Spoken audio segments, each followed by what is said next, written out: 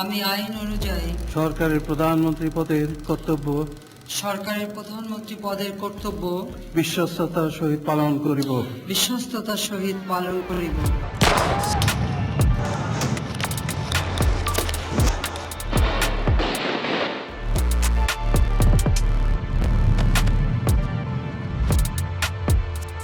আমি সংবিধানের রক্ষণ, সমর্থন ও নিরাপত্তা বিধান করিব।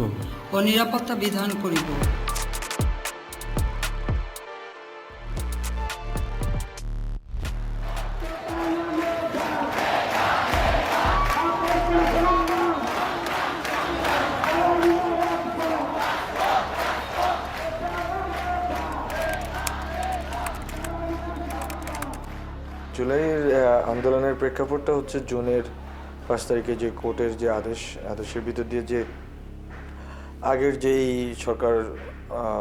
সরকারি যে পরিপত্র ছিল এই পরিপত্র বাতিল করা, কোর্টের আদেশ, এটার ভিতর দিয়ে বাংলাদেশের হাজারো ফেসিবাদের হাজারো সিমটম প্রকাশ পায়। যে ধরেন আপনার বাংলাদেশের একটা কোর্ট যে আসলে ক্যাঙ্গারু কোর্টের মতো, গণভবনে বসে শেখ হাসিনা যেটা বলতো ওইটাই জাস্ট কোর্ট ওখানে একটা পেপারের মতো লিখে দিত আর কি। তো এটা স্বাভাবিকভাবে শিক্ষার্থীদের ভিতরে ব্যাপক ক্ষোভ তৈরি করে, কারণ আমাদের দেশের বাস্তবতায় বিসিএস বা সরকারি চাকরি এইটা পাবলিক বিশ্ববিদ্যালয়ের শিক্ষার্থীর জন্য বড় একটা লক্ষ্য থাকে।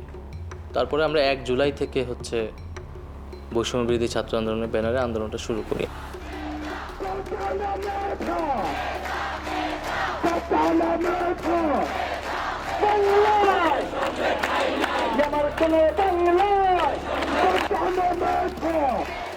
প্রতিটি পয়েন্টে পয়েন্টে কলেজ এবং বিশ্ববিদ্যালয়ের শিক্ষার্থীরা নেমে আসবেন এবং বাংলা পকেট কর্মসূচিকে সফল করবেন।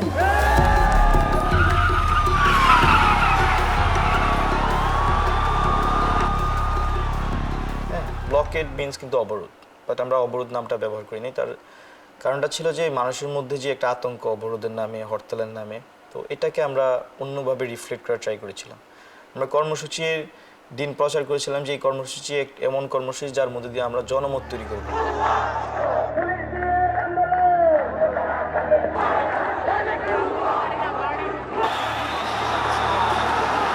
মুক্তিযোদ্ধাদের নাতিপুতিরাও পাবে না, তাহলে কি রাজাকারের নাতিপুতিরা পাবে?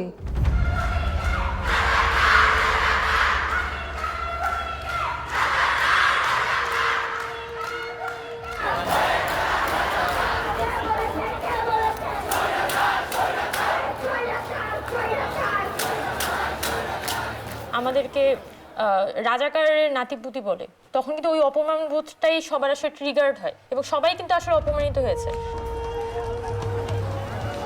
যেটা কোটা বিরোধী সংস্কার আন্দোলনের কতিপয় নেতা যেসব বক্তব্য রেখেছে তার জবাব দেওয়ার জন্য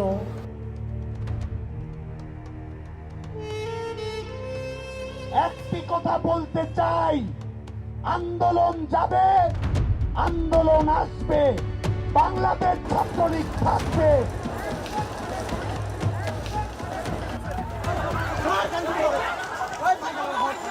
আমাদেরকে ছাত্রলীগ মারছে, আমাদের বাজেভাবে পিটাইছে, রক্তাক্ত করছে, কিন্তু আমরা যেটা করেছি 15 তারিখ রাতে আবার ক্যাম্পাসে প্রবেশ করে আমরা কিন্তু কর্মসূচি ঘোষণা দিয়েছি 16 তারিখ বিক্ষোভ মিছিল ও সমাবেশ শহীদ মিনারে।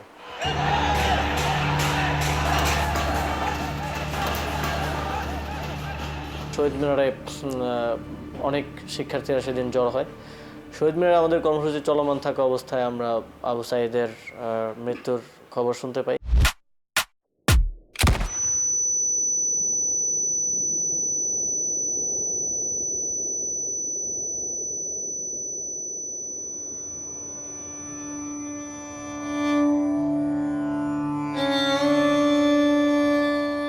ছাত্রগুলা যখন গুলি ছাড়বে ধরেছিল তখন সবাই পাউসি গেছে, ওই একাই ছিল।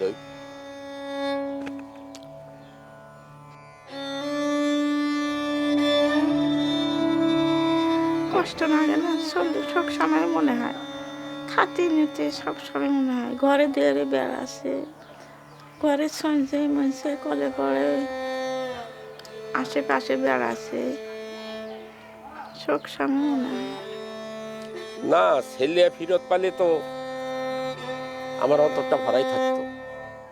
নয় কথাটা কি, গোটাল বাংলাদেশ দিলেও কি আর ছেলেটা ফেরত পাওয়া যাবে?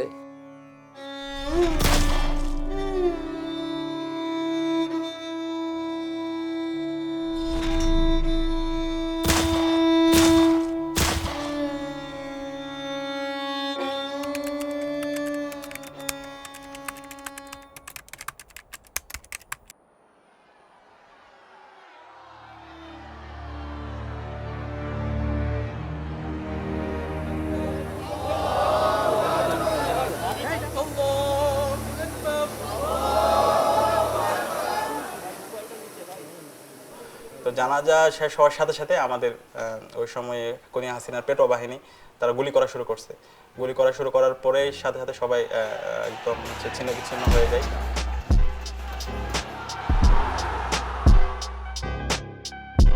এবং পোলাপাইন আসলে ওই দিন হচ্ছে যে পুরা যুদ্ধংদেহী অবস্থায় আসছে যে ডু অর ডাই, আজকে ছাত্রলীগের ক্যাম্পাস থেকে বের করবে।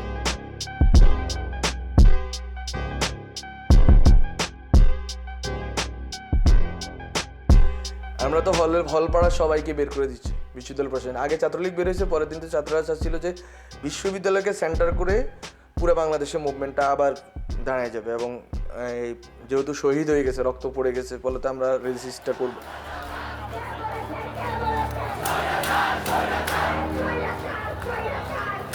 সো যখন আন্দোলনটা বেগবান হচ্ছে ওই সময়টাই শাহবাগের একদম এক্সেসটা বন্ধ করে দেওয়া হলো, হল থেকে লীগের পেটোয়া বাহিনী সবাইকে বের করে দিল। At that very moment BRAC university বা এই ধরনের যারা কখনোই পূর্বে এত বেশি সক্রিয়ভাবে কোনো আন্দোলনে অংশগ্রহণ করেনি, এই ইউনিভার্সিটিগুলোর স্টুডেন্টরা যখন সামনে এগিয়ে আসলো, তখন এই জিনিসটা আসলে হাসিনার সরকার আসলে ফোর্সই করতে পারেনি। প্রাইভেট ইউনিভার্সিটিগুলোর কনসেন্ট্রেশন যেখানে, ওখানে লড়াইটা বেশি হয়েছে। যেমন আপনি রামপুরা বাড্ডার ওখানে ইস্ট ওয়েস্ট ব্র্যাকের লড়াইটা হয়েছে। তারপর উত্তরাতে যেখানে প্রাইভেট ইউনিভার্সিটি বা বিশেষ করে কলেজগুলো, স্কুল কলেজগুলো, ওখানে লড়াইটা হয়েছে।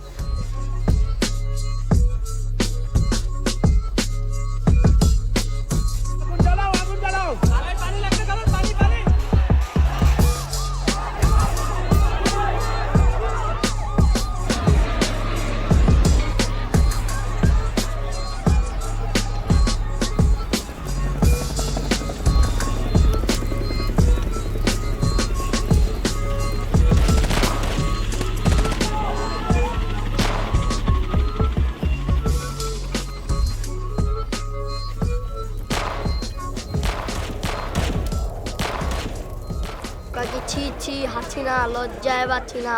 মনে করো রবার্ট বুলি আছে না, রবার্ট বুলি খালি ছিটটা যায় গায়ে লাগছে। তো ওই সময়ের একটা ঘটনা যে একটা টিয়ার সেল মাদ্রাসার সামনে, মসজিদের সামনে এসে পড়ে, ধোঁয়া উঠতেছে। আমি দৌড়ে গিয়ে সে টিয়ার সেল নিয়ে আবার উল্টা দিকে তাদের ছড়ে মারি। যদিও টিয়ার সেলটা বেশি দূর যায়নি, কিন্তু মানে আমার সাহস এমন মানে বেড়ে গেছে যে তারা আমাদের দিকে মারবে, মুসল্লিদের দিকে মারবে, আমরা এভাবে বসে থাকবো, এটা হতে পারে না।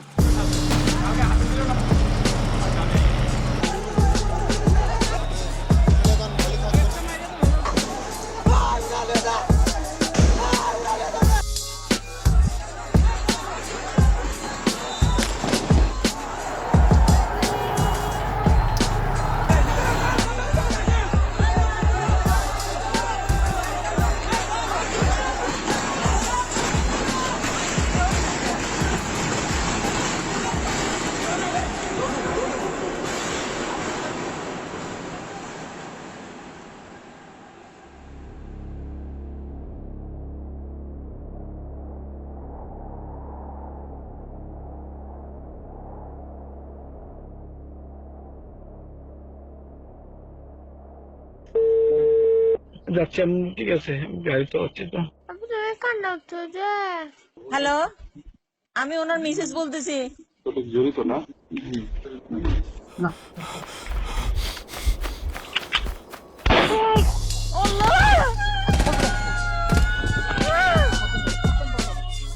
মানে হাসিনা তো পুরাটাই হচ্ছে যে একটা মানে বিভৎস একটা, মানে কি বলা যায়, একটা প্রতিহিংসা পরায়ণ, খুনি মানসিকতার একটা মানুষ। ফ্যাসিজমের একটা মূল কথা হলো তাদের একমাত্র আইন হচ্ছে যে তাদের স্বার্থের সাথে যা সম্পর্কিত সেটা তারা দেখবে, যারা বিরোধিতা করবে তাদের শেষ করে দেবে।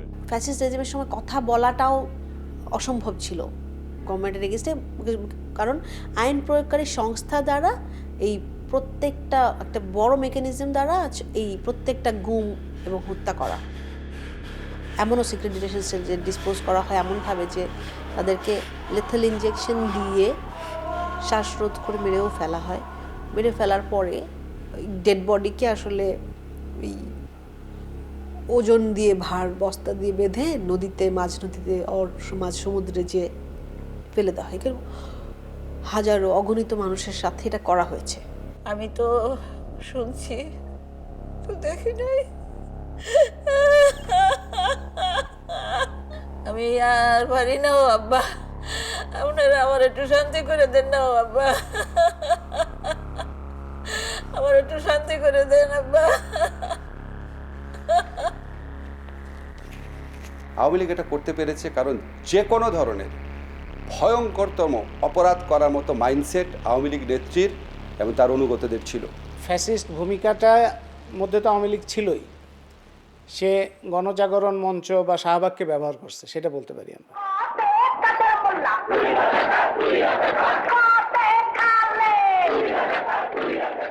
এবং ওইটা আওয়ামী লীগ তখন খুব দ্রুত, এটা আওয়ামী লীগ খুব দক্ষ এইসব বিষয়ে, যে পুরো জিনিসটা তার দখলে নিয়ে আসা। হেফাজতে ইসলাম ঢাকায় তাদের সমাবেশ করতে এসে গণহত্যার শিকার হলো।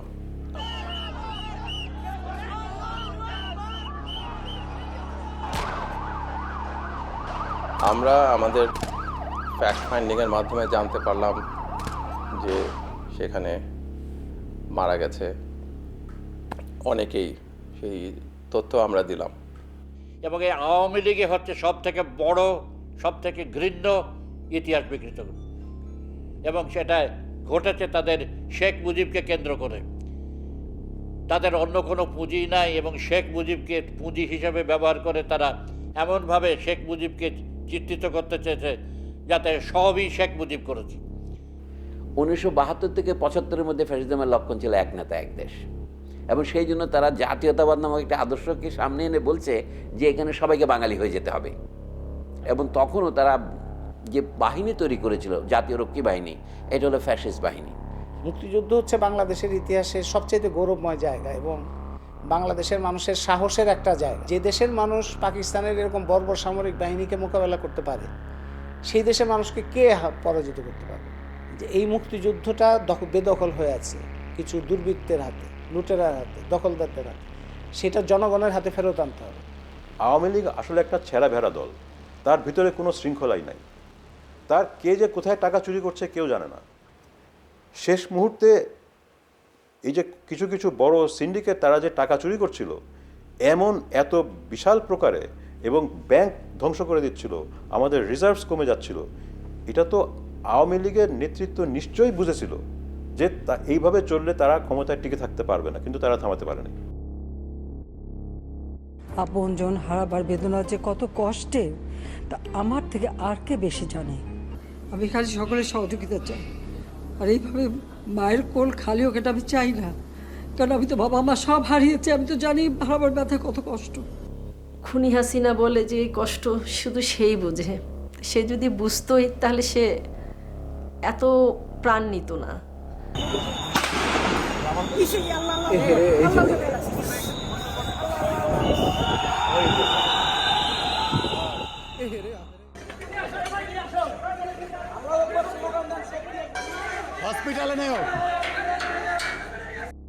আমার ছেলেকে দেখলাম রেখে গেল একটা পায়ের উপরে, অনেকক্ষণ পর 30-35 জন এপিবিএন পুলিশ কর্মকর্তা, 2 জনকে 1 জন ছিল যার নেতৃত্বে এটা হচ্ছিল। ওই ভিডিওটা আমি অনেক কষ্টে ওনাদের কাছ থেকে কালেক্ট করি, কারণ তখনও তো আসলে একটা ভয়ের, একটা ভীতির জায়গা ছিল, কেউ মুখ খুলতেছিল না। আসলে এই দৃশ্য যে কোনো মা, যে কোনো ভাই, যে কোনো বাবা বোন দেখে তো সহ্য করতে পারবে না। পুলিশ, আমলা, সামরিক বাহিনী, আদালত, যত রকম আছে, তার রাজনৈতিক দল, তার ছাত্রলীগের ঠেকাটে বাহিনী, সব দিয়ে এমন অবস্থা করে রেখেছিল যে এমনি সাধারণ কোনো আন্দোলনের মাধ্যমে, নির্বাচনের মাধ্যমে তো নয়, সাধারণ কোনো আন্দোলনের মাধ্যমেই তাকে ফেলা যেত না।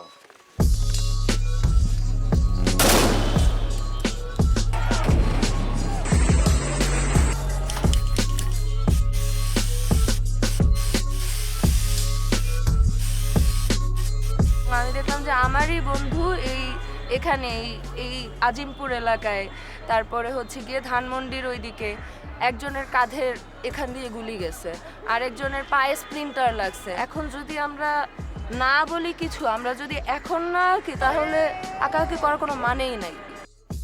মানুষ তার বাসাটাই বলা শুরু করছে, কারো আদো আদো হাতে লেখছে, কেউ হচ্ছে যে হয়তো পারতো আঁকতে পারতো তারা আঁকছে, কেউ হয়তো বুঝতে পারছে, ফেসবুকে কিছু কিছু হয়তো ন্যারেটিভ, কিছু কিছু হয়তো ইউটিউবে কিছু ন্যারেটিভ চড়াইছে, ওই কথাগুলো লিখে দিচ্ছে দেয়ালে।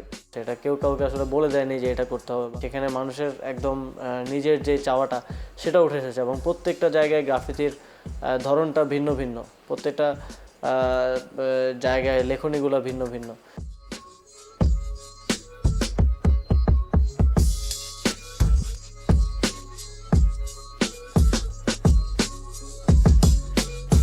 একদিকে একটা প্রবল নিপীড়ক ক্ষমতাকে তো আপনি সরাসরি আক্রমণ করতে পারছেন না, তারা অস্ত্র নিয়ে আসছে, গুলি নিয়ে আসছে, পেশি শক্তি নিয়ে আসছে, আপনি তাকে কিভাবে প্রতিরোধ করবেন? তো আপনার কাছে তো ভাষাটাই রয়েছে, তো ওই ভাষার লিখিত, কথ্য এবং চিত্রিত রূপ আমরা গণ অভ্যুত্থানে দেখেছি। সবার মধ্যে একটা ক্ষোভ যে আমাদের ভাই মারা গেছে, আমাদের বোন মারা যাইতেছে, আরও মারা যাইতেছে, সবাইকে গ্রেফতার করতেছে, শিল্পী গ্রেফতার হইতেছে, মানে তখন আবার হান্নানও গ্রেফতার হয়েছে আন্দোলনের সময়। তো তখন এই যে পুলিশের বা এই আওয়ামী লীগের দানবীয় যারা গুন্ডা বাহিনী, তাদের যে এই অত্যাচার, এইটার মধ্য দিয়ে আসলে প্রকাশ পাইছে যে মানে মানুষ একটা মানে দানবের কোল ঘেঁষে আছে, মানে কোলের মধ্যে জনতা রয়ে গেছে, রাষ্ট্র আর রাষ্ট্র হয়ে উঠতে পারে নাই।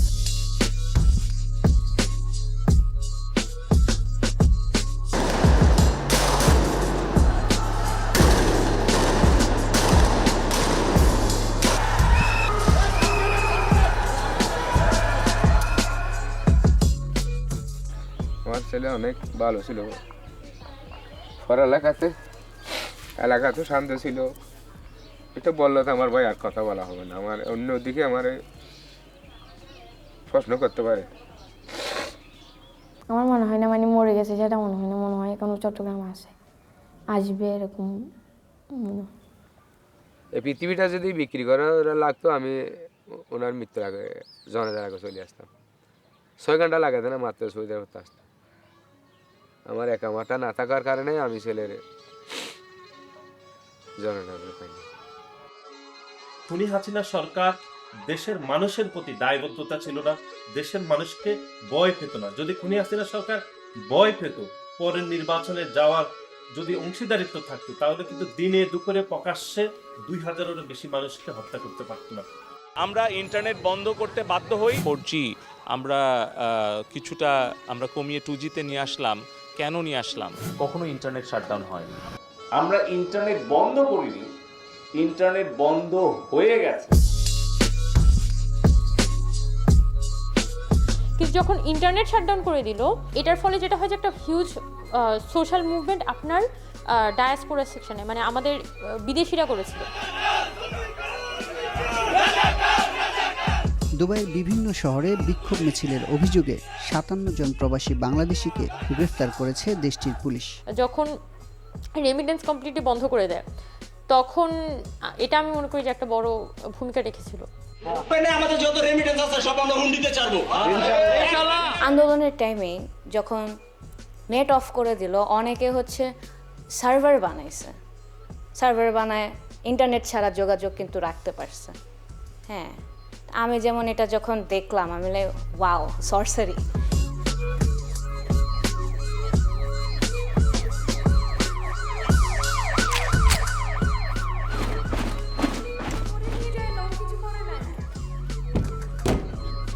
মানে আমার দরজায় অনেক লাথির আওয়াজ, আমি অনেক ভয় পেয়ে যাই ওই টাইমে। পরে ধাম করে দেখে আমার দরজা ভাঙা হয়। দরজা ভাঙার পর ভিতরে ঢুকে 4-5 জনের মতো ভিতরে ঢোকার পর আমার উপরে গান তাক করার পর আমার উপরে একটি ফায়ার করা হয়। তখন আমি চিৎকার করে উঠছি, তখন ওরা আমার মাথায় পিস্তল ধরে বললো, এখন 144 ধারে চলছে, আপনাকে এখানেই আমরা মেরে রেখে যাব, একটাও সাউন্ড করবেন না, একটাও চিৎকার করবেন না। This was the last blow Hasina, যেটা এই জনগণ এবং একটা ক্যাটাগরি আকারে পুরা বাংলাদেশে তাদেরকে গ্রেপ্তার করে। ব্লক রেড যেটা শুরু হয়েছে, 10,000 স্টুডেন্টকে আপনি মানে উইদিন 2 or 3 ডেজের ভিতরে আপনি গ্রেপ্তার করে ফেলবেন।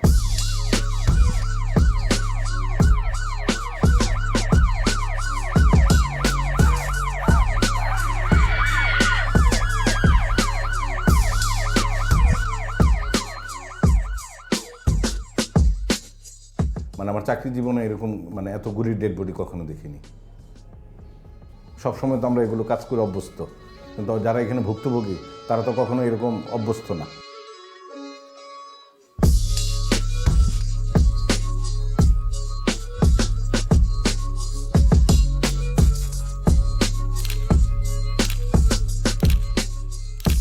দেখলাম যে একটা লাশ বের করতেছে, পাটা খোলা। তো পাটা হচ্ছে বাচ্চার পা। আমি দেখে খেয়াল করলাম যে এটা বাচ্চার একটা পা। তো আমি ছবি তুলতেছি, ছবি তোলার পর সে আমাকে বলে যে আপনি ছবি তুলছেন কেন? সে মানে আমার মেয়েকে যদি আপনি ফিরিয়ে দিতে পারেন তাহলে আপনি ছবি তুলেন, না আমার মেয়ের ছবি তুলেন না আপনি। তো ওনার সাথে আসলে আমি কথা বলার সাহস পাচ্ছিলাম না। পরে হচ্ছে ওর একটা লোক হচ্ছে ওনার সাথে আসছে, ওনাকে আমি জিজ্ঞেস করলাম ভাই আপনার কী হন, কী ঘটনা? তখন বলল যে ওর নাম হচ্ছে রিয়াগো, ও সাদে খেলা করতে গেছিল, তখন হচ্ছে ওর মাথায় গুলি লাগছে।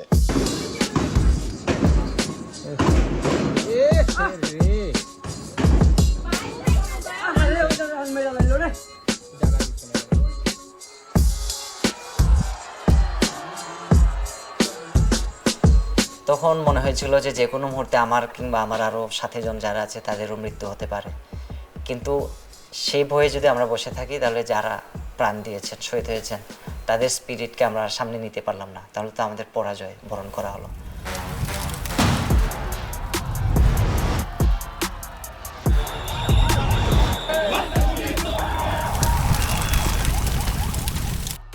তো গণস্বাস্থ্য ওইখানেও পুলিশ ঝামেলা করে আমাকে থাকতে, যাতে আমাকে বের করে দেওয়া, এই ধরনের চাপ তৈরি করে। হাসপাতালে একটা পর্যায়ে আমাকে লুকায় রাখা হয়, বলা হয় যে আমাকে ছেড়ে দেওয়া হয়েছে। তো ওইখানেও পরে গোয়েন্দা সংস্থার লোকেরা আসে এবং আমাকে খুঁজে বের করে এবং পুরাটা জিম্মি করে রাখে।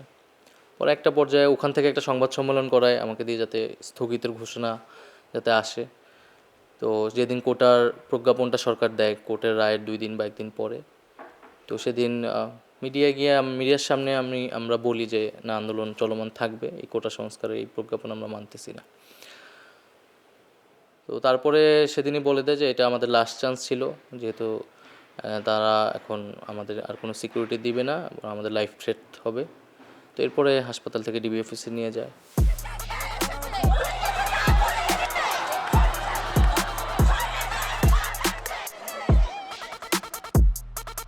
মানে যেই সপ্তাহে হামলা হয়েছে 15, 16, 17, 18, 19, এই শুক্রবার পর্যন্ত হচ্ছে কারফিউ, শনিবার থেকে কারফিউ হচ্ছে। এই শনিবারের কারফিউ থেকে একটা সপ্তাহ গেছে, পরের সপ্তাহ হচ্ছে ডিবিতে ছাত্র সমন্বয়করা আছে 2টা সপ্তাহ। এরপরের শনিবারে তো হচ্ছে যে 3রা আগস্ট আমরা হচ্ছে যে মানে 1 দফা ঘোষণা করলাম। এই 2টা সপ্তাহ হচ্ছে জনগণের লড়াইয়ের সপ্তাহ।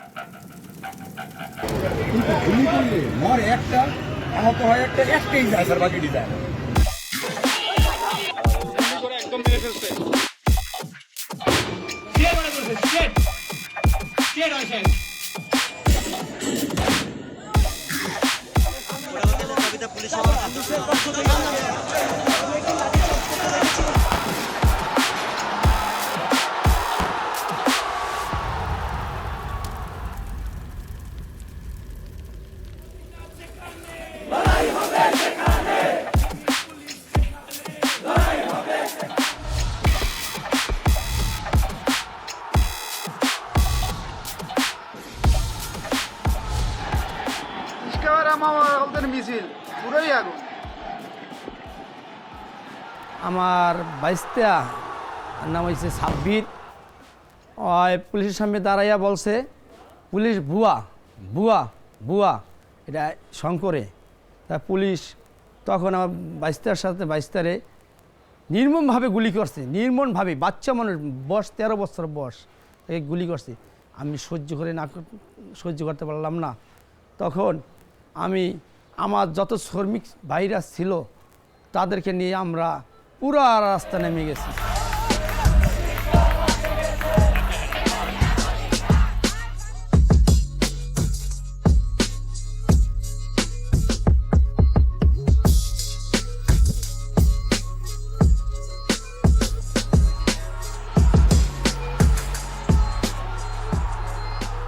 মানে খুবই খুবই অন্যরকম, মানে মিছিলটা কিন্তু খুবই ভাইব্রেন্ট ছিল এবং প্রত্যেকে আমার স্লোগান দিচ্ছিল। এবং আমার মনে আছে যে আমি যখন মিছিলটার ভিতরে ঢুকছি তখন দেখি যে মোটামুটি এটা হচ্ছে চলচ্চিত্র কর্মীদের মিছিল। সেদিন আসলে আমি টের পেয়েছিলাম যে এটা হচ্ছে শেখ হাসিনার একদমই লাস্ট যে খুঁটিটা, যেটা আসলে মানে একদমই থাকে না যে একটা রেজিমের আসলে কোন কোন গ্রুপগুলা কোন কোন সাপোর্ট বেসগুলো আসলে নাই হয়ে যাইতে হয় একটা রেজিম ফল করার জন্য। এটা হচ্ছে একদম লাস্ট অফ দ্য লাস্ট।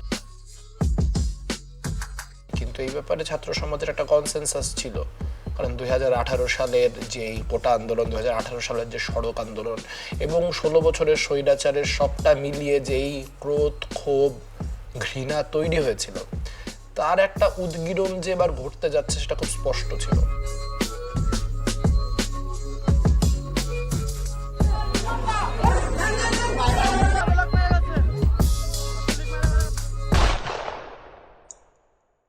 পরে 3রা আগস্টের আগে আর কি 3রা আগস্টের আগে আবার শহীদ মিনার হয়ে আমরা আবার ঢাকা বিশ্ববিদ্যালয়ে ব্যাক করলাম। ওই দিনে আমরা বুঝছি যে আমরা ব্যাক করছি, আর কেউ ব্যাক করতে পারবে না। আর এটা আর কি এটা লাস্ট এন্ড গেম হাসিনার জন্য, এবং এক দফা ঘোষণার পরে আসলে আর কোনো কিছু বাকি নেই। আমাদের উদ্দেশ্য তো ছিল এক দফার দিকে নিয়ে যাওয়া। ঠিক আমি বলবো সেদিন থেকে যেদিন আবু সাইদ মারা যায়, আমাদের এক দফাটি হলো শেখ হাসিনা সহ এই সরকারের পতন এবং ফ্যাসিবাদের বিলোপ।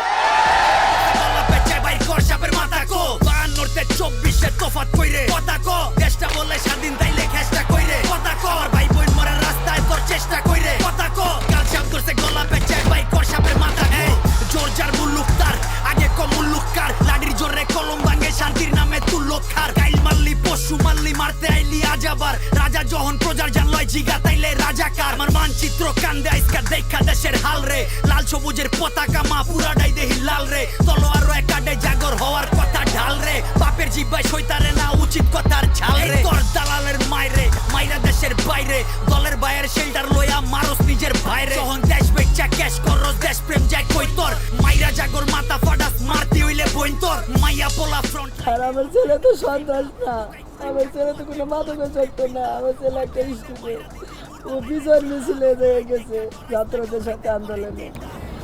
একটা ছেলে ছিল আমার,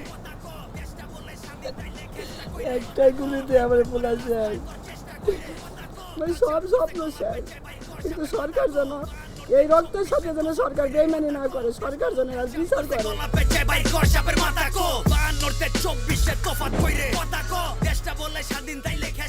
এই রাস্তার মোড় থেকে হাঁসের ডিমটা নিয়ে আসতো, 2টা ডিম আনতো, দুটোটাই আমি কি বলবো তুমি একটা খাও বাবা, না না বা আমি খাই, তুমি আর কদিন বাঁচবো, দেখেন তো তুমি আর কদিন বাঁচবো, তুই তো গেলি যাবে না, আর তুই তো গেলি গা, আমি আমার ছেলে নিরীহ ছেলেটা কেন মারা হইল বিচার চাই।